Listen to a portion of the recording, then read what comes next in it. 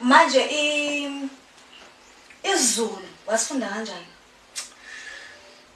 Uyazi mangizobeka ngomlando wami umkhulu uzalwe la eStoksini eGoli. uJalimane amaJalimane asuswa ngale ngaseNamibia kwakuyimpi yokuqala. Umkhulu wami ezalwe la eNingizimu Afrika waqala yena ukukhuluma isiZulu nesingisi eno12 ubudala.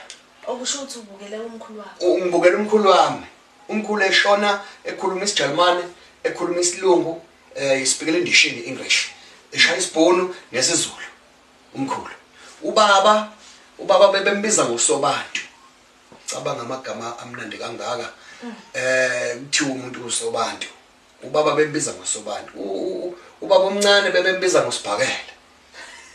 Umbiza Sulumane.